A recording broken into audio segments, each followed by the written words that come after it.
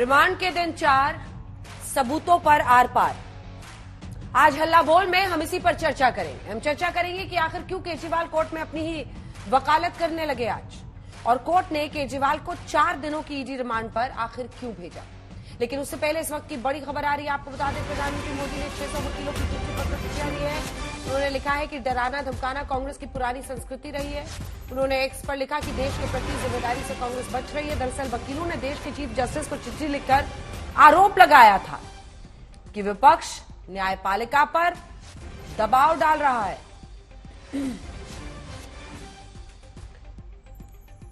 और उसी चिट्ठी के कॉन्टेक्स्ट में प्रधानमंत्री नरेंद्र मोदी ने फिर एक्स पर जाकर अपनी बात कही। पीएम मोदी ने कहा है 600 वकीलों की चिट्ठी पर कि डराना धमकाना कांग्रेस की पुरानी संस्कृति रही है। देश के प्रति जिम्मेदारी से कांग्रेस बच रही है। वकीलों ने देश के चीफ जस्टिस ऑफ इंडिया को चिट्ठी लिखकर आरोप लगाया था कि विपक्ष न्यायपालिका पर दबाव डाल रहा है। अब बात करते हैं शराब घोटाले में फंसे दिल्ली के मुख्यमंत्री अरविंद केजरीवाल की। आज कोर्ट ने केजरीवाल को 4 दिनों की ईडी रिमांड पर भेज दिया। इससे पहले केजरीवाल ने कोर्ट की इजाजत से लंबा चौड़ा एक बयान दिया। आरोप लगाया कि उनके खिलाफ कोई सबूत है ही नहीं। हम आपको बताएं, दरअसल केजरीवाल ने कोर्ट पे क्या कहा है और उनके विरोध में ईडी ने क्या कहा। केजरीवाल ने कहा कि उन्हें सिर्फ बयानों के आधार पर गिरफ्तार किया गया है, तो ईडी ने कहा कि आपके खिलाफ सबूत है।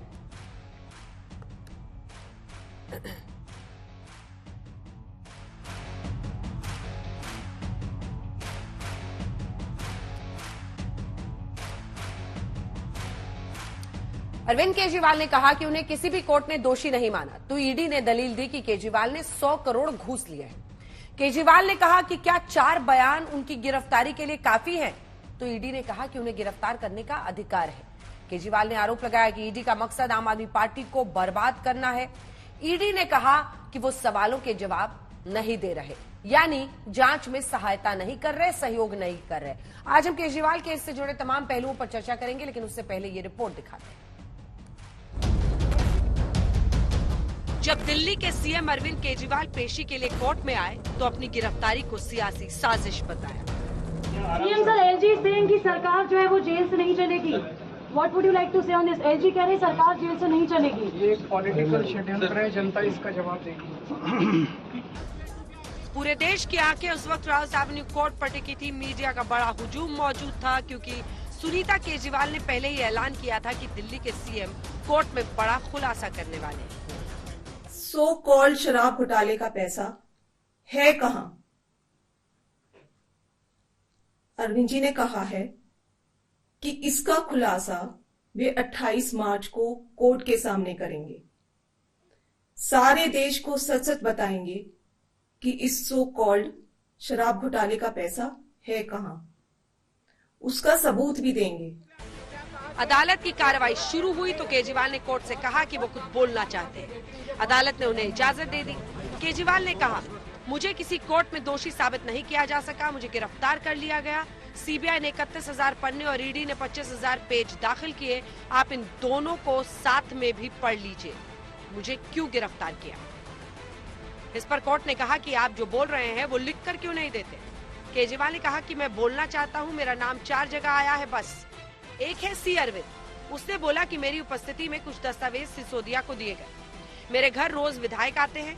क्या ये स्टेटमेंट एक मौजूदा मुख्यमंत्री को गिरफ्तार करने के लिए काफी है? केजरीवाल ने आगे कहा कि इस मामले में लोग गवाह बनाए जा रहे हैं और लोगों को बयान बदलने को मजबूर किया जा रहा है। कोर्ट ने कहा, हम आपको 5 मिनट से ज्यादा बोलने का वक्त नहीं देंगे। केजरीवाल ने आगे कहा, ईडी का मिशन सिर्फ और सिर्फ मुझे फंसाना था। 3 स्टेटमेंट्स दिए गए और उनमें से कोर्ट के सामने वो बयान लाया गया जिसमें मुझे फंसाया गया। ऐसा क्यों? ये सही नहीं है ना। केजरीवाल ने आगे कहा कि एक और गवाह के 7 बयान दर्ज किए गए, 6 में मेरा नाम नहीं है। जैसे ही 7वें बयान में मेरा नाम आता है उसे छोड़ दिया जाता है। अगला है शरत रेड्डी। मैं ये जानना चाहता हूँ कि क्या ये 4 स्टेटमेंट एक मुख्यमंत्री को गिरफ्तार करने के लिए काफी हैं? हजारों पेज ईडी के दफ्तर में है जो हमारी बेगुनाही को साबित करते हैं, उन्हें सामने क्यों नहीं लाया जाता है? केजरीवाल जी ने रिक्वेस्ट की कोर्ट को कि मैं व्यक्तिगत रूप से कुछ कहना चाहता हूं, जो कोर्ट ने अलाउ किया। और उन्होंने बताया डिटेल में कि मेरे खिलाफ क्या एविडेंस है, और कोई एविडेंस नहीं है, एक गवाह का बयान है या जैसे भी है। उसके बाद आखिर में उन्होंने कहा कि मैं पुलिस रिमांड को एज सच अपोज नहीं करता हूं, और जितना भी आप ये चाहे मेरे को कस्टडी में रख सकते हैं, मैं पूरा कोऑपरेट करूंगा।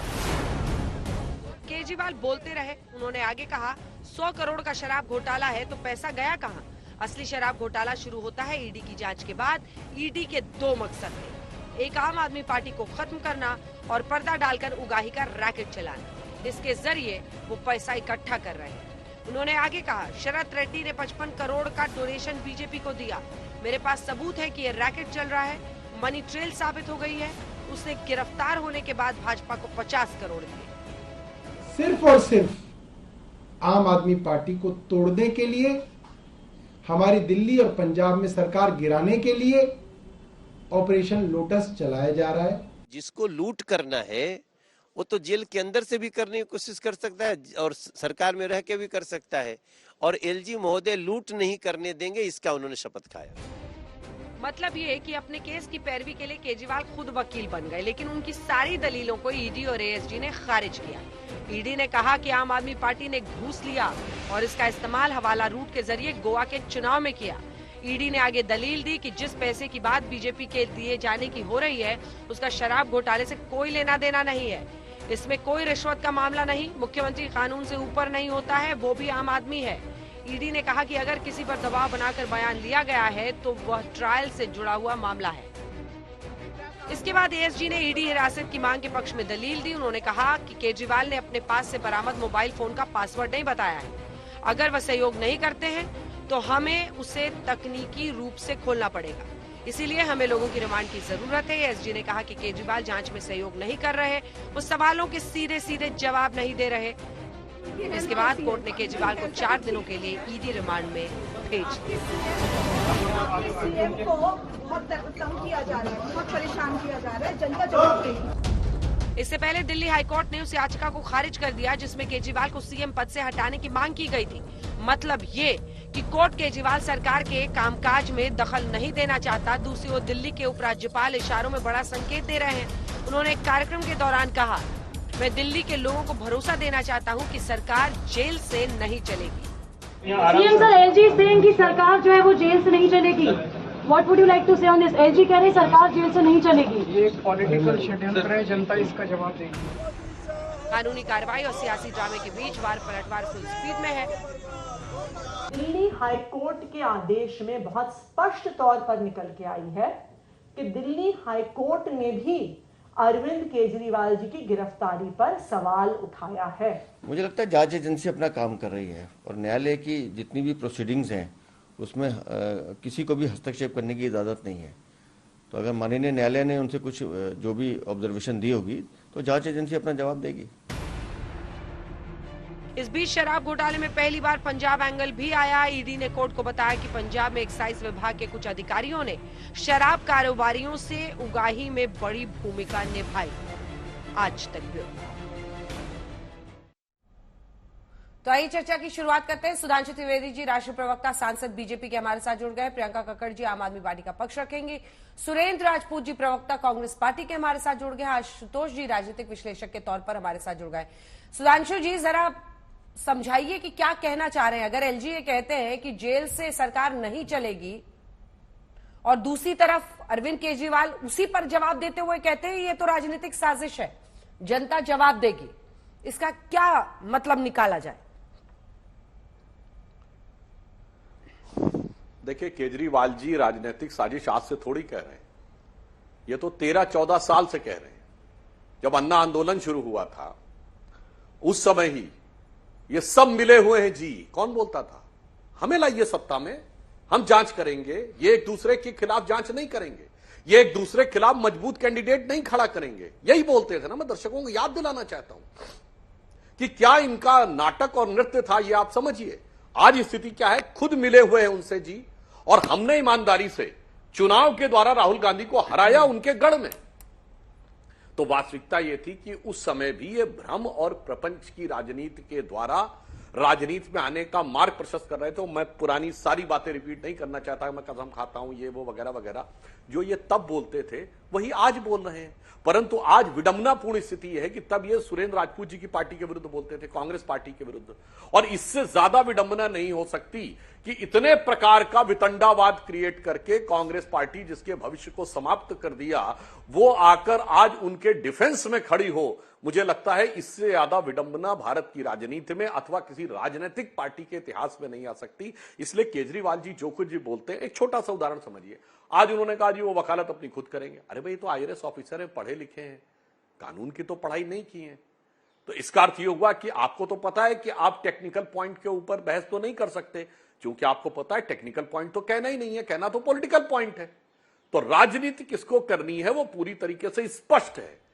इसीलिए जो LG का सिर्फ यह कहना है कि हम संवैधानिक विषयों पे पूरा ध्यान रखेंगे और संवैधानिक दृष्टि से जिस समय पर यह लगेगा कि अब मर्यादा की लक्ष्मण रेखा पार हो रही है, तो संविधान के दायरे में जो उचित कदम होगा, वो जो भी कदम होना होगा वो उठाएंगे, अथवा जो भी बात किसी भी रूप में कार्रवाई करनी होगी उस कार्रवाई को करेंगे।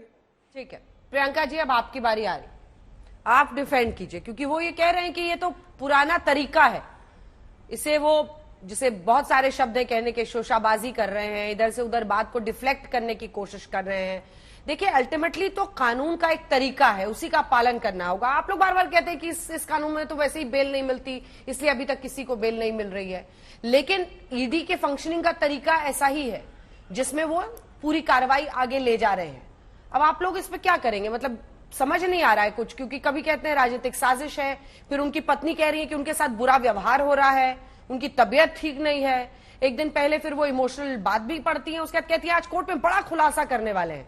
वो खुलासा क्या था समझ नहीं आया सबको। अंजना जी, सभी को नमस्ते। अंजना जी, भाजपा की जांच का सच ये है, पहले सुधांशु जी की बात का आंसर करती हूँ। भाजपा की जांच का सच ये है कि Narada scam, Sharada scam, Vyapam scam, Louis Berger scam, Ajit Pawar, Chhagan Bhujbal, Bhavana Gawali, सब लोग भाजपा में आ गए, सब स्कैमस्टर्स एक जगह इकट्ठे हो गए बंगारू लक्ष्मण की पार्टी में। दूसरी चीज, सुधांशु जी, जब आप लोगों को जेल होगी, जब आप सत्ता से हटेंगे, क्योंकि आपने इलेक्टोरल बॉन्ड के नाम पर इतना बड़ा अवैध धंधा किया कि लोगों के यहाँ पे आपने रेडें पड़वाई, उनसे ब्लैकमेल करके पैसा निकाला। ऐसा ही एक केस निकला शरद चंद्र रेड्डी का, जिसको सरकारी गवाह बनाया आपने हमारे अरविंद केजरीवाल जी के खिलाफ, जिसने 60 करोड़ रुपया आपको दिया। उसके बाद वो सरकारी गवाह बना, उसकी बेल हो गई और ईडी ने बेल में आपत्ति नहीं की, कमर दर्द के बहाने उनको बेल पे जाने दिया। तो जब इसकी जांच होगी सुधांशु जी और आप लोग जेल में होंगे, तब आप लोग भी खुद आर्ग्यू कर सकते हैं अपना मैटर, कोर्ट ये हमारे कानून में अलाउड है। वही याद अरविंद केजरीवाल जी ने किया। अरविंद केजरीवाल जी ने यह भी बताया, जो बात सच है, कि ऐसी बयानबाजी, बेतुकी बयानबाजी के आधार पर आप चांदनी चौक के किसी जेब कतरे को भी अरेस्ट न करें, जिसके लिए आपने सिटिंग सीएम को अरेस्ट कर लिया है। इसका सबक जनता देगी इनको इस बार। अंजना जी, इसमें बहुत जरूरी है कि देश इनसे पूछे, बंगारू लक्ष्मण की पार्टी भाजपाइयों से पूछे कि ऐसा कैसे हुआ कि 2 सरकारी गवाह जो बयान देते हैं अरविंद केजरीवाल जी के खिलाफ, उनमें से एक सरकारी गवाह मंगुत्ता रेड्डी, जो अपने 6 बयानों में पहले कुछ नहीं कहते, 7वें बयान में अरविंद केजरीवाल जी का नाम लेते हैं और उसके बाद जाकर कहीं उनका बेटा जेल से छूटता है। ये सरकारी गवाह बना अरविंद केजरीवाल जी के खिलाफ। दूसरा सरकारी गवाह जो अरविंद केजरीवाल जी के खिलाफ बना, शरद चंद्र रेड्डी, उसने भी 8 महीने प्रताड़ना सही जेल में, जिसके बाद फाइनली 60 करोड़ रुपया भाजपा को पहुंचे इलेक्टोरल बॉन्ड के थ्रू। उसके बाद उसकी बेल भी हो गई, उसके बाद वो सरकारी गवाह भी बना। क्या वैल्यू एक सरकारी गवाह के बयान की?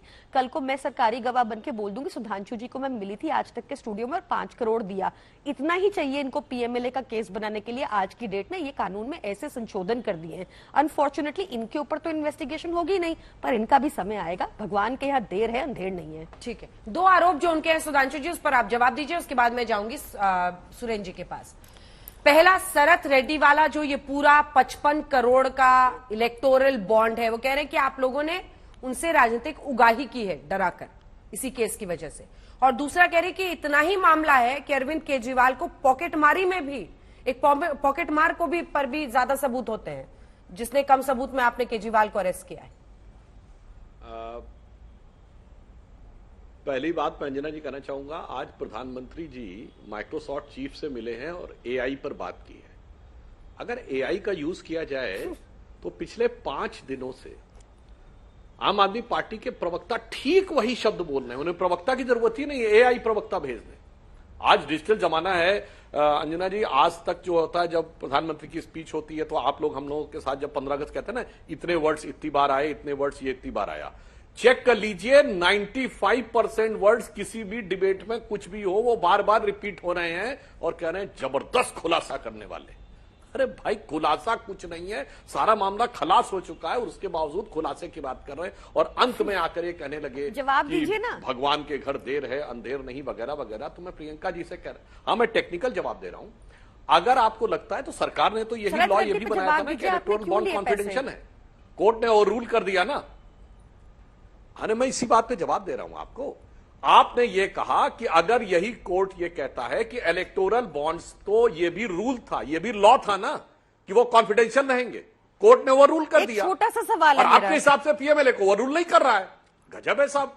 तो इसका अर्थ ये हुआ कि आप कोर्ट के ऊपर उंगली उठा रहे हैं कि अगर कोर्ट ने कोई चीज आपके पक्ष में कर दी तो आपको लगा कि ठीक है, और जब आपके अगेंस्ट में की, नहीं साहब ये तो बहुत गलत है। इसीलिए मैं पूछना चाहता हूं, और यह सवाल जो मैंने कहा एआई के जरिए से 50 बार पूछा जा चुका, 50 बार इसका उत्तर दिया जा चुका है, मगर इन्होंने कहा कि किसी भी जेब कतरे को नहीं कर सकते। तो हमारा भी एक ही सवाल है कि भाई अगर शराब पॉलिसी सही थी तो विड्रॉ क्यों कर ली। मैं भी एक बात कह रहा हूं, शराब पॉलिसी सही थी तो विड्रॉ क्यों की, और विड्रॉ की तो डिफेंस क्यों कर रहे हैं। मतलब जिसे एक लाइन में कहें कि खुश्क नदी में उतरे क्यों, और उतरे थे तो डूबे क्यों। ये भाई क्यों डूबे, जवाब दो। हाँ इस एक छोटा सा मेरे को मैं क्लैरिफाई कर देती हूँ सुधांशु जी, शायद मैं अपने पहले क्लैरिटी नहीं होगी। मैं पूछ रही थी सुधांशु जी से कि जिसको साउथ लॉबी का किंगपिन बुला रही थी ईडी, शरद रेड्डी को, उससे आपने उसके अरेस्ट के बाद 60 करोड़ रुपए लिए, उसके बाद वो सरकारी गवाह बना, अरविंद केजरीवाल जी के खिलाफ बयान दिया, उसके बाद उसकी बेल हुई। ईडी बेल इसलिए हुई क्योंकि ईडी ने उस बेल पर आपत्ति नहीं की, कोर्ट ने तब बेल ग्रांट की क्योंकि ईडी ने कहा जाने दो, कमर में दर्द है।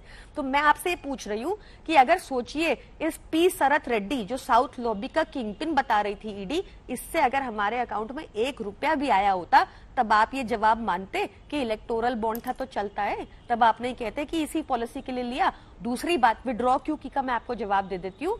विड्रॉ आपके एलजी ने जब रिकमेंडेशंस की, और अचंभे की बात देखिए अंजना जी कि जिस पॉलिसी पे एलजी के साइन हो, इनके फाइनेंस सेक्रेटरी और इनके लॉ सेक्रेटरी के साइन हो, वो मजे से बाहर बैठे हैं, उनको जेल नहीं हुई। जब चंदा भी इन्हीं को गया, 60 करोड़ भी मिला इनको, इनके लोगों ने साइन किया, वो बाहर है। हमारी तरफ से 2 साल हो गए, कुछ चवन्नी नहीं मिली, हम अंदर है। खैर छोड़िए, कोई बात नहीं। आप ये बताइए मेरे को कि एक सिंपल सा बात बता दीजिए आप कि अगर आपने एक तो मुझे ये बता दीजिए कि अगर ये चंदा हमें मिला होता तो आपका क्या रिएक्शन होता, सेम रिएक्शन होता सुधांशु जी, ये बताइए पहले। तो प्रियंका जी, ड्रॉ क्यों, प्रियंका जी, एक काउंटर पॉइंट है, मैं आ रही हूँ सुधांशु जी, एक काउंटर पॉइंट है क्योंकि इसी औरोबिंदो फार्मा ने 66% इलेक्टोरल बॉन्ड्स इनको दिए हैं, लेकिन जो बाकी का हिस्सा है वो बीआरएस और टीडीपी को दिया है, और बीआरएस के साथ कोल्यूशन की बात तो आम आदमी पार्टी की हो ही रही है। एक काउंटर क्वेश्चन है, मैं आपको आंसर दे देती हूँ, आप मेरे से 100 काउंटर क्वेश्चंस कीजिए, बट बीजेपी से एक क्वेश्चन कीजिए कि बीजेपी ने क्यों 60 करोड़ लिए अरेस्ट के बाद उनसे, उसको बीजेपी साउथ लॉबी का किंगपिन बता रही थी, कोई और उसको साउथ लॉबी का किंगपिन नहीं बता रहा था, भाजपा और ईडी बोल रही थी, और फिर उसी से पैसे ले लिए, माफिया से पैसे ले लिए आपने, फिर उसी माफिया ने हमारे खिलाफ बयान दे दिया, इसमें अटपटा नहीं दिख रहा। आप अगर टेक्निकलिटी में जा रहे हैं सुधांशु जी और मुझसे पूछ रहे हैं विड्रॉ क्यों की, तो ये पॉलिसी पंजाब में इंप्लीमेंटेड है, 44% रेवेन्यू वहां जनरेट हुआ है, दिल्ली में भी इसका 6-8-2-1 हाईएस्ट रेवेन्यू जनरेशन हुआ था आज तक। विड्रॉ इसलिए करनी पड़ गई जब हमने इंप्लीमेंट कर दिया, जब ठेके दे दिए, जब हो गया था सारा कुछ, ऑक्शन हो गई थी, तो आप बिजनेसमैन को तंग करने लग गए, आपने नई कंडीशंस लगा दी जिससे अवैध धंधा बढ़ता, क्योंकि आपका दिल्ली में जैसे आपका गुजरात में अवैध धंधे में हिस्सा है भाजपा का, तभी आपने प्रसाद जायसवाल को मैंने यही सवाल उनसे, मेरा पिछला सवाल यही था, मैंने यहां तक कहा कि आप लोगों ने राजनीतिक उगाही की क्या शरद रेड्डी के औरोबिंदो फार्मा से पैसे लेकर, मैंने ये भी पूछा, लेकिन आपने मेरे सवाल का जवाब नहीं दिया। आपसे भी तो यही सवाल है, क्योंकि बीआरएस को पैसे दिए हैं, बाकी इलेक्टोरल बॉन्ड्स उन्होंने बीआरएस और टीडीपी को ही दिए हैं, और बीआरएस के साथ कोल्यूजन का आरोप लगा रहा है ईडी। अंजना जी, उन्होंने बीआरएस को कब दिए वो डेट बहुत मायने रखती है। हाँ, मैं जवाब दे दूं। अरेस्ट के बाद साउथ लॉबी के किंगपिन के अरेस्ट के बाद ये पैसा डकारे 60 करोड़ रुपया। ठीक है, ताकि छोटा सा जवाब मुझे अब बाकी दोनों मेहमानों के पास जाना है। सुधांशु जी, छोटा सा जवाब। बिल्कुल, मैं बिल्कुल डेट्स मैच खाते हैं आपके, आरोप ये है कि डेट्स मैच खाते हैं जी। एक क्रोनोलॉजी बनती हुई दिख रही है, इधर पैसा उधर फॉरेन बेल। हाँ बिल्कुल बता रहा हूं अंजना जी, बिल्कुल बता रहा हूं। पहले देखिए इनके मुंह से क्या निकला कि भाई वो एक आरोपी था, उसको तो पीठ के दर्द के आधार पर बेल दे दी गई। तो ये सत्येंद्र जैन को किस आधार पर बेल मिली है? उनको भी तो पीठ के दर्द के आधार पर ही बेल मिली है, जिसका वो मसाज करवा रहे थे। यहीं पे देखिए दोहरा चरित्र। मतलब सत्येंद्र जैन को बेल मिली है अगर मेडिकल ग्राउंड के ऊपर, तो वो तो बहुत सही है। और दूसरे में इनको दर्द हो रहा। दूसरा मैं कहना चाहता हूं, ये बताइए, दारू का दरिया बहाकर दरिया दिली दिखा के फायदा पहुंचाया आपने, और सबको पता है कि नंबर 2 के काम का पैसा नंबर 2 में लिया जाता, नंबर 1 में नहीं। मतलब आप कह रही हैं कि फायदा तो आपने पहुंचाया और हमने नंबर 1 में पैसा लिया।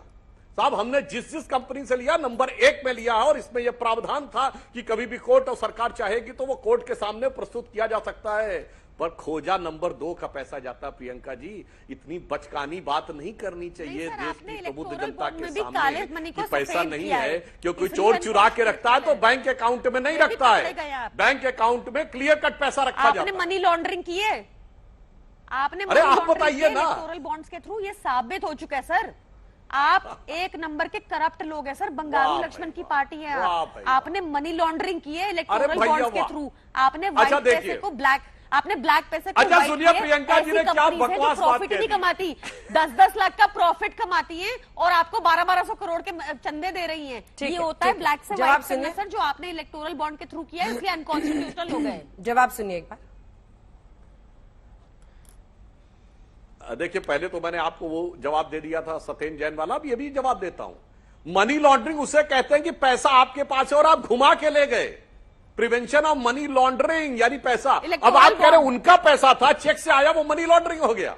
मतलब ये क्या गजब के तर्क देते हैं भाई ये लोग। मतलब नंबर 1 से आया हुआ पैसा तो नंबर 2 का है और नंबर 2 का पैसा गायब है। जबकि फैक्ट ये है कि आपने तो ईमेल से भेजा है। अब एक लाइन बस कह दूं, ईमेल से भेजा संबंधित व्यक्ति को, बेनिफिशियरी को, draft of the policy.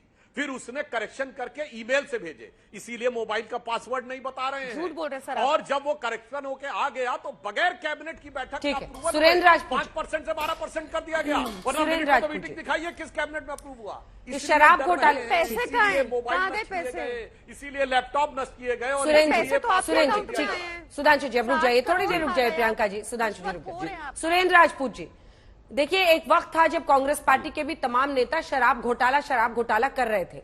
India गठबंधन बनने के बाद अब आप लोग को लग रहा है कि अरविंद केजरीवाल को चुनाव के पहले टारगेट किया जा रहा है। सवाल का पहला हिस्सा कि क्या ईडी की कार्रवाई साजिशवश की जा रही है, इसका कुछ प्रामाणिक सबूत है आप लोगों के पास? पहला। दूसरा हिस्सा मेरे प्रश्न का आज पीएम के ट्वीट पर है, क्योंकि 600 वकीलों ने जो चिट्ठी लिखी है उस पर पीएम ने यह कहा है कि इस देश में डर और दबाव की राजनीति करना तो कांग्रेस का काम है, ये कहा है। बहुत शुक्रिया अंजना जी। 3-4 चीजें मेरे। पहली चीज तो मैं आपको बता दूं, अगर ईडी के पास, सीबीआई के पास, इनकम टैक्स के पास या किसी भी एजेंसी के पास पुख्ता सबूत है तो किसी भी घोटालेबाज को पकड़ा जाना चाहिए। लेकिन उसको आप 30 दिन में आप चार्जशीट लगा दीजिए, 60 दिन में लगा दीजिए, 90 दिन में, 180 दिन में लगा दीजिए। लेकिन आप क्या करते हैं, चार्जशीट लगाते हैं, फिर एक सप्लीमेंट्री चार्जशीट लगाते हैं, कह रहे ये 2 नाम रह गए। फिर सुधांशु जी की पार्टी से कहीं किसी को फोन वोन जाता होगा, फिर एक सप्लीमेंट्री चार्जशीट लगाते हैं। किसी भी घोटाले में 6-6 सप्लीमेंट्री चार्जशीट लगाना, और वो भी आरोपियों के कहने पर। अगर आज की डेट में मान लीजिए 4 आरोपी आप पार्टी के सदस्य हैं, अरविंद केजरीवाल साहब, संजय सिंह साहब, मनीष सिसोदिया साहब या और जो, ये चारों लोग मिलकर के एक आरोप लगा दें कि भाई 100 करोड़ रुपए हमने भारतीय जनता पार्टी के राष्ट्रीय अध्यक्ष जेपी नड्डा साहब को, प्रधानमंत्री मोदी साहब को और होम मिनिस्टर साहब को और सुधांशु मिश्रा साहब को हमने 100 करोड़ रुपए इसी शराब घोटाले से दिए, तो क्या ईडी सम्मन करेगी इन चारों लोगों को? क्या ईडी इनको गिरफ्तार करेगी? क्या ईडी इनकी रिमांड में कस्टडी मांगेगी? आप मुझे, बहुत सिंपल सी बात है कि आरोपियों के आरोप लगा देने से अगर राजनेताओं को फंसाया जाने लगे तो सुधांशु जी आज से लेकर के आगे तक आप लोग पार्टी ही नहीं बना पाते अपनी, ये हम लोगों का काम नहीं था। नंबर 1, शरद रेड्डी के लिए जो दूसरी बात आपने कही कि साहब आपने 66% भाजपा को दिया और 44% भाजपा की सहयोगी पार्टियों को दिया, बीआरएस को दिया उसने पैसा और टीडीपी को दिया, यानी 100% पैसा भारतीय जनता पार्टी के लोगों को दिया है उस आदमी ने। उसके बाद उसकी बेल हो गई और जिस आधार पर उसकी बेल हुई यानी घूस देने वाले की बेल हो गई और जो कथित रूप से ले रहे हैं वो जेल में है। आप एक चीज देखिए ना, तो ये यहां पर स्पष्ट रूप से दिखाई देता है कि ये पॉलिटिकल वेंडेटा की राजनीति है। हम कहते हैं ना, हम तो कहते हैं कि भाई कि जलते घर को देखने वालों फूस का छप्पर आपका है और आपके पीछे तेज हवा है और मुकद्दर आपका है। उसके कत्ल पे मैं भी चुप था, अब मेरा नंबर आया और मेरे कत्ल पे तुम भी चुप हो, अगला नंबर आपका, किसी का भी अगला नंबर हो सकता है। सत्ता भी बदलेगी, समाज भी बदलेगा। अब आप आ जाइए दूसरी बात पर जो आपने कही, क्या नाम, प्रधानमंत्री जी की। अभी अभी मैंने ट्वीट देखा तो मैंने बैठे बैठे यहीं पे ट्वीट भी किया है, प्रधानमंत्री जी के कोट ट्वीट करके मैंने स्पष्ट कहा है कि प्रधानमंत्री जी, विपक्ष के पास कोई ऐसी चीज नहीं होती जिससे वो दबाव दे सके, डर दिखा सके। हम तो बेचारे लोग हैं, हमारे साथ तो मीडिया भी नहीं, हमारे साथ तो इस वक्त सोशल मीडिया भी नहीं, हमारे पास तो इस वक्त कोई हमारे तो पैसे बैंक के अकाउंट आपने फ्रीज कर रखे हैं, हमारे पास तो कुछ भी नहीं है। उसके बाद भी अगर हम दबाव दे सकते हैं, क्या आप बात करते हैं? दबाव देने वाले तो आप हैं जिसके पास सारी संवैधानिक संस्थाओं की एक्सेस है, जहां पर आप रात में 1:30 बजे रेड करके सीबीआई के डायरेक्टर को बदलवा देते हैं, जहां पर 5-5 जज जो हैं सुप्रीम कोर्ट के सड़क पर आके आपके खिलाफ बात करते हैं, जहां पर आप क्या नाम, ईडी को, सीबीआई को, इनकम टैक्स को, जिसके घर 95% लोगों के विपक्षियों के घर भेजते हैं, और वो लोग जब भाजपा में शामिल हो जाते हैं तो आप उनको हसन मुशर्रफ बना लेते हैं। आज आप क्या नाम, अजीत पवार साहब का कहते हैं, ईडी वाले कहते साहब नाम गलती से आ गया, प्रफुल्ल पटेल को कहते साहब क्लीन चिट मिल गई। आप नारायण राणे के खिलाफ जो आपने 2 ट्रक, इन्हीं के अधिकारियों ने, भाजपा वालों ने 2 ट्रक जो आरोप पत्र थे वो गायब हो जाते हैं भाजपा के दफ्तर से। हेमंत बिस्वा के सारे फाइलें गायब हो जाती हैं भाजपा के दफ्तर से आरोप लगाने वाले। अरे भाई हम कैसे डराएंगे? हमारे पास सत्ता नहीं है, सत्ता आपके पास है, डरा आप रहें। ठीक है, बस आगे बढ़ने से पहले एक छोटा सा प्रश्न है जो मैं आशुतोष जी के से भी पूछूंगी। क्या आप इस बात से सहमत है कि जेल से अरविंद केजरीवाल, जेल नहीं अभी तो वो कस्टडी में है ईडी की कस्टडी से वो सरकार चलाए? आपको लगता है कि ये ठीक है? क्योंकि एलजी ने कहा है कि जेल से सरकार नहीं चलने दूंगा। छोटा सा रिएक्शन। हाई कोर्ट में आज जो मैंने सुना, अब क्या सही था क्या गलत था मैं बताता हूं। हाई कोर्ट में जो बातें हुई उसके लब्बो-लुआब से मैं बता रहा हूं कि टोटल राजनीतिक साजिश है भारतीय जनता पार्टी की ईडी से मिल करके अरविंद केजरीवाल को फंसाना। तो राजनीतिक जवाब केजरीवाल दे रहे हैं, इसमें तकनीकी रूप से कोई प्रॉब्लम नहीं है। राजनीति भाजपा करेगी तो भैया हम जाकर के संत की तरीके से तो हाथ जोड़ेंगे नहीं, हम भी राजनीति करेंगे।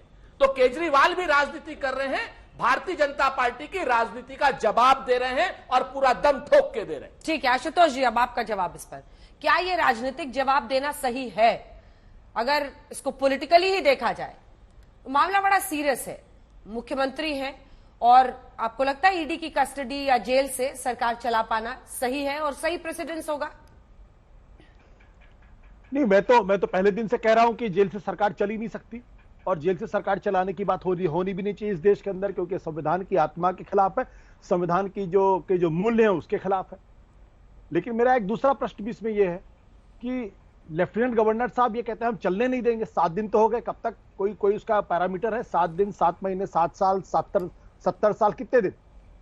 कब आपको इस बात का एहसास होगा कि जो कुछ भी इस वक्त दिल्ली के अंदर हो रहा है और जिस तरीके से एडमिनिस्ट्रेशन पूरी तरीके से बैठ गया है, गवर्नेंस नाम की कोई चीज नहीं बची है और संविधान का खुलेआम मखौल उड़ाया जा रहा है, तो उसके लिए अगर अरविंद केजरीवाल जिम्मेदार हैं तो दिल्ली के लेफ्टिनेंट गवर्नर साहब उतने ही जिम्मेदार हैं और उनकी भी जिम्मेदारी है। तो बजाय उनके जो किसी मीडिया में आके बयानबाजी करने के, उनको अपने संवैधानिक कर्तव्यों का निर्वाह करना चाहिए और इसके मुतालिक कोई ना कोई प्रक्रिया शुरू करनी चाहिए। या तो वो लेफ्टिनेंट गवर्नर साहब एक रिपोर्ट दे सकते हैं होम मिनिस्ट्री को और कह सकते हैं कि यहाँ संवैधानिक जो कॉन्स्टिट्यूशनल मशीनरी का ब्रेकडाउन हो गया है, लिहाजा यहाँ सरकार नहीं चल सकती।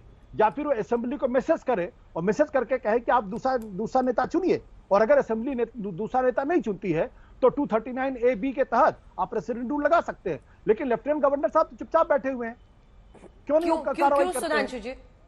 क्यों सुधांशु जी, आशुतोष जी का बात का जवाब दीजिए। सबकी बात का जवाब देता हूं। पहली बात मैं वो कह दूं जो प्रियंका जी ने और सुरेंद्र राजपूत जी ने कही। जनाब, ऐसे कोई किसी के बारे में बोल दे तो केस नहीं बनता, बिल्कुल टेक्निकल बात बता रहा हूं। ऐसे तो कोई भी पीएम, सीएम, चीफ सेक्रेटरी किसी का नाम लिख दे मैंने पैसे दिए। जनाब, जो व्यक्ति कह रहा है, जिसके लिए कहा जा रहा है, पहले कोरबोरेटिव एविडेंस होना चाहिए कि वो वहां पे मौजूद था या नहीं। जैसे मोबाइल की लोकेशन, इसलिए मोबाइल मांगा जाता है। दूसरा कोरबोरेटिव एविडेंस ये होना चाहिए कि जिस व्यक्ति ने पैसा देने की बात कही है वो लाभार्थी था कि नहीं। तीसरा है कि जिसको पैसा देने की बात कही है वो लाभ देने की पोजीशन में था या नहीं। और चौथा यह होता है कि वो उसने उस प्रक्रिया के दौरान लाभ की संभावना दिखती है कि नहीं। इसलिए प्रॉब्लम है। केजरीवाल जी वहां उपस्थित थे, यह सिर्फ बयान में नहीं आया है, इसके इलेक्ट्रॉनिक फुटप्रिंट्स भी आए हैं। उन्होंने वो लाभ देने की स्थिति में थे और पॉलिसी चेंज की गई है तो लाभ दिया गया। इसलिए इस प्रकार की बचकानी बातें करके देश को भ्रमित करने का प्रयास नहीं करना चाहिए। दूसरी बात सुरेंद्र राजपूत जी ने कही, जब राजनीति की जा रही है तो राजनीति की बात करेंगे। कितनी विचित्रता लगती है। मात्र 3 महीने पहले नवंबर में अजय माकन जी कह रहे थे केजरीवाल ने भयंकर भ्रष्टाचार किया है शराब घोटाले में और जेल जाना चाहिए। गजब है साहब। तब खुद कहते थे जेल जाना चाहिए, जब जेल जाने के कगार पर बैठे हैं तो राजनीति नजर आने लगी। और उसी नवंबर में केजरीवाल जी ने कहा कि भूपेश बघेल भारत के सबसे भ्रष्ट मुख्यमंत्री हैं। भूपेश बघेल भारत के सबसे भ्रष्ट मुख्यमंत्री हैं। और उसके बाद अगर सुरेंद्र राजपूत जी साथ में हैं तो फूस का चप्पर। और आज जो आप सुना रहे थे, मैं कांग्रेस के लिए यह पंक्ति लागू होती कि आग लगे हमारी झोपड़िया में हम गाय मल्हार। क्या आग लगा घर फूक तमाशा देख रहे हैं, जिसने आपका पूरा चोर बेईमान से लेके शीला दीक्षित जी के कांग्रेस को चोरों के सरगना जाने क्या क्या कहा, और आज आकर आप साथ में खड़े। अब जो आशुतोष जी ने कहा उसकी बात का जवाब देता हूं। मान्यवर, बिल्कुल एलजी ने कहा जेल से सरकार नहीं चलने देंगे। अभी वो कस्टडी में है, पूछताछ में है। पूछताछ की अवधि, जैसे आज कोर्ट उनको छोड़ भी सकता था, अब 3 दिन की उसने अवधि दी है। तो कोई भी गवर्नमेंट को डिसमिस करने का या गवर्नमेंट को ओवर रूल करने का निर्णय एक्सट्रीम सिचुएशन के ऊपर लिया जाता है, जब यह स्पष्ट हो जाए कि कॉन्स्टिट्यूशनल मशीनरी को बचाए रखने के सारे विकल्प समाप्त हो गए, तब उसका निर्णय लिया जाता है। और अभी विकल्प कई हैं जो आम आदमी पार्टी के हाथ में भी है। यदि वो जेल चले जाते हैं तो वो अल्टरनेटिव नेतृत्व चुन सकते हैं, वो चुनते हैं या नहीं चुनते हैं, ये सारी संभावनाओं के उपरांत ही अंतिम निर्णय लिया जाता है। जैसे परीक्षा परिणाम अंतिम आ जाए तब घोषित किया जाता है कोई पास हुआ या फेल। अभी सेशनल के दौरान नहीं पास हो फेल हो जाता है। आशुतोष जी नहीं, मैं सुधांशु जी को बताना चाहता हूं कि जब राहुल गांधी के मामले में गुजरात की कोर्ट ने जब उनको कन्विक्ट किया तो उसके बाद जिस गति के साथ लोकसभा के स्पीकर ने उनकी सदस्यता खत्म की, क्या वो जायज था? क्या तब उनको इस बात का एहसास नहीं था कि हाई कोर्ट जो है, ऊपर की कोर्ट जो है, उनकी सदस्यता को बहाल कर सकती है, उनका कन्विक्शन पे स्टे कर सकती है? ये तर्क बिल्कुल गले नहीं उतरता है। ये बहुत ही अवसरवादी तर्क है। माफ करिएगा सुधांशु जी, मैं आपको बड़ा सम्मान करता हूं, ये एक अवसरवादी तर्क है। दिक्कत क्या है कि आज की तारीख में लेफ्टिनेंट गवर्नर को इससे कोई लेना देना नहीं होना चाहिए कि कोर्ट में क्या फैसला होता, कोई फैसला नहीं था। दिल्ली के अंदर एक दिन भी कॉन्स्टिट्यूशनल ब्रेकडाउन अगर होता है तो उसकी जिम्मेदारी लेफ्टिनेंट गवर्नर की है और वहां पे कार्रवाई संवैधानिक तौर पर होनी चाहिए। अगर इस आधार पे आप करेंगे तो 4 दिन बाद फिर कोर्ट के मामला जाएगा। कोर्ट ने उसके बाद फिर उनको रिमांड दे दिया अगले 10 दिनों तक, क्योंकि अरविंद केजरीवाल की तरफ से हर बार ये कहा जाएगा कि भाई मुझे जमानत दी जाए। तो ये सिलसिला तो आने वाले 3 साल तक चल सकता है। आप 3 साल तक का इंतजार करेंगे क्या? तो सुधांशु जी कृपया करके ऐसे तर्क मत दीजिए जिससे कि लगे कि संविधान का मखौल उड़ रहा है। आ रही हूं मैं, प्रियंका जी आ रही हूं, सुरेंद्र जी आ रही हूं, सुधांशु जी। आशुतोष जी, मैं 1 मिनट, बस एक लाइन में। आशुतोष जी, कृपया आपका भी मैं सम्मान करता हूं, ऐसे माखौल उड़ाने वाले तर्क मत दीजिए। मान लीजिए आज ही हाई कोर्ट ने बरी कर इनको वापस भेज दिया होता तब तो माखौल उड़ जाता ना एलजी के आदेश का। इसीलिए मैंने कहा इस ढंग के एक्सट्रीम स्टेप अंतिम स्थिति में लिए जाते हैं जब सारे विकल्प समाप्त हो गए हों। माखौल उड़ाने वाली बात तो आप लोग कर रहे हैं। और राहुल गांधी वाले केस में मैं कहना चाहता हूं, कोर्ट का जब आदेश आता इंप्लीमेंट, हाँ जवाब दे रहा हूं साहब, राहुल गांधी के ऑफिस ने क्या लोकसभा सचिवालय को लिख के दिया था कि वो कोर्ट में मूव कर रहे हैं ऊपर? नहीं, तब तो फिर कोर्ट के निर्णय का अनुपालन तुरंत आवश्यक हो जाता है, वो कोर्ट में लिखा रहता है। अगर दिया हो तो वो लेटर दिखाइए, यही मजेदार बात है। हम इतने बड़े शहंशाह हैं कि हम लिख के नहीं देंगे। लोकसभा स्पीकर एज्यूम कर ले कि हम तो ऊपर जा ही सकते हैं, इसलिए जब तक वो एजम्पशन की बात न हो जाए तब तक कार्रवाई न किया जाए। इसमें जरा माखौल उड़ाने वाले तर्क वो हैं जो आप दे रहे हैं, वो यथार्थपरक तथ्यपरक तर्क नहीं है।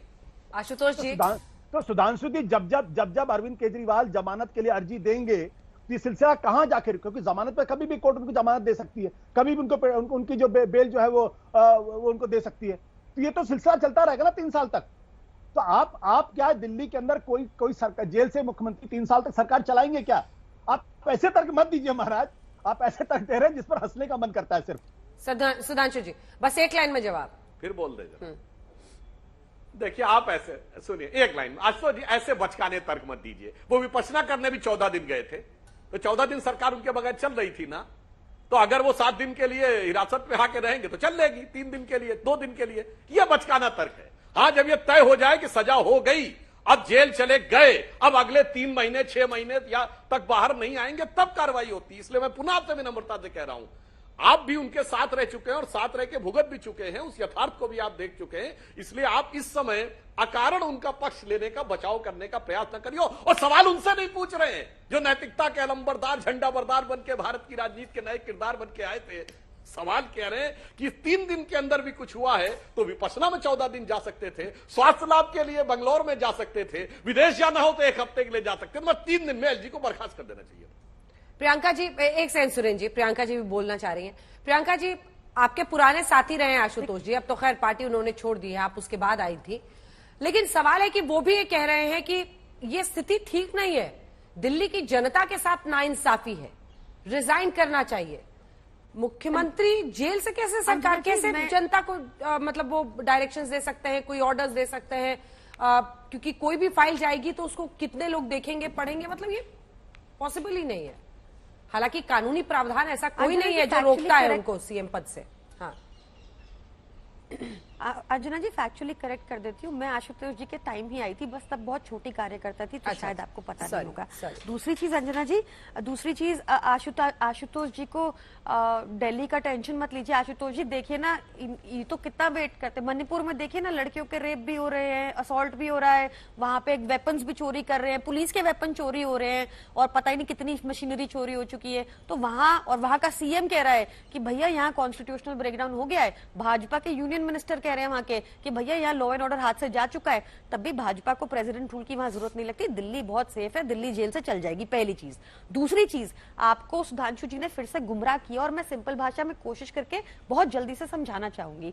देखिए क्या होता है, हमारे कानून में अगर कोई पुलिस कस्टडी में कोई स्टेटमेंट देता है तो उस स्टेटमेंट की कोर्ट के आगे कोई वैल्यू नहीं होती, क्योंकि हो सकता है कि अंडर ड्यूरेस वो स्टेटमेंट दी हो, फोर्स के अंडर दी हो। पर पीएमएलए कानून में भाजपा ने ऐसे संशोधन कर दिए कि कोई भी एक स्टेटमेंट दे देगा, कोरोबोरेटिव एविडेंस की जरूरत नहीं है, सबूत की जरूरत नहीं है, कुछ और जरूरत नहीं है, सीधा जेल हो जाएगी। आप देखिए अरविंद केजरीवाल जी के केस में ना कोई एफआईआर, ना कोई नाम, यही नहीं पता विटनेस है कि अक्यूज्ड है। ईडी की 2 साल की इन्वेस्टिगेशन के बाद ईडी को नहीं पता कि किस कैपेसिटी में पूछताछ करनी है। तो इन्होंने लॉ ऐसा बना दिया, इसके लिए इनको फटकार पड़ी है, इनको जवाब देना है। इनको बोला गया जवाब दर्ज करने को 2 अप्रैल को। तो ईडी को आज सुनिए कितनी मजेदार बात हुई कोर्ट में, जब हमारे मुख्यमंत्री अरविंद केजरीवाल जी खुलासा कर रहे थे शरद रेड्डी और ममता रेड्डी के बारे में, तो इनकी ईडी बौखला गई कि हमारी भाजपा के बारे कुछ मत बोलो भाई, हमारी भाजपा के बारे कुछ मत बोलो। उनके लिए थोड़ी बोल रहे थे, हम तो बता रहे थे भाजपा को चंदा गया, ईडी उसमें बौखला गई। तो आप समझदार है आपका व्यूअर, और अब समझेगा, और अब इलेक्शंस में जवाब इनको मिलेगा, आप देखिएगा अंजना जी। सुरेंद्र जी एक सा जवाब। अभी सुधांशु जी बड़े मजेदार चीजों से, सुधांशु जी बड़े प्रकांड विद्वान है कथित रूप से, अभी कहने लगे कि साहब उसका प्रोवोगेटिव होना चाहिए, वहां ईमेल होनी चाहिए, वहां पर मोबाइल होना चाहिए, और वो लाभ देने की स्थिति में होने चाहिए। एक दिल्ली का अदना सा चीफ मिनिस्टर लाभ देने की स्थिति में है, और एक अदना सा दारू मंत्री इनको लाभ देने, प्रधानमंत्री लाभ देने की स्थिति में नहीं है, होम मिनिस्टर लाभ देने की स्थिति में नहीं है, भारतीय जनता पार्टी का सर्वशक्तिमान अध्यक्ष, राष्ट्रीय अध्यक्ष लाभ देने की स्थिति में नहीं है। उसके बाद 100% चंदा एनडीए को जा रहा है। उसके बाद भी आप लोग ये कह रहे हो कि वो आरोपी कंपनी से, आज तक भाई हमने तो किसी पॉलिटिकल पार्टी को चंदा लेते नहीं देखा, आरोपी कंपनी से, वो सत्ताधारी, विपक्ष लोग ले, कोई बात नहीं, विपक्ष को आप कुछ भी कह सकते हो, लेकिन सत्ताधारी पार्टी सीबीआई के आरोपी से, ईडी के आरोपी से, इनकम टैक्स के आरोपी से इसी पर जवाब ले लेते हैं 8,000 सुधांशु करोड़ जी। रुपए का चंदा ये ले रही स्पेसिफिक आरोप है, इस पर ठीक, जवाब नंबर दीजिए। 1। नहीं अभी रुक जाइए, आप जल्दी कीजिए सुरेंद्र जी, टाइम कम है, थोड़ा टाइम कम है सर, टाइम आपका खत्म, टाइम कम है, जल्दी से सुधांशु जी सिर्फ 2 लाइन का जवाब। सुधांशु जी देखिए, अपने राजनीतिक कातिल के मुवक्किल बने हुए, हाँ एक लाइन, अपने राजनीतिक कातिल आम आदमी पार्टी के मुवक्किल बने हुए कांग्रेस के प्रवक्ता महोदय से कहना चाहता हूं, लाभ किसी संदर्भ में होता है। जैसे जो काम दिल्ली गवर्नमेंट का है, जैसे कोई आरोप लगा सकता है सुरेंद्र राजपूत जी ने कांग्रेस में टिकट दिलाने के लिए पैसे ले लिए, इसमें आपकी ताकत प्रधानमंत्री से ज्यादा है। भाजपा का कोई बड़े से बड़ा नेता नहीं कर सकता मैं कांग्रेस से, तो आरोप इसी के साथ आप सभी का बहुत धन्यवाद हमारे साथ इस बहस में जुड़ने के लिए। इस खबर पर रहेगी हमारी नजर, देखते रहिए आज।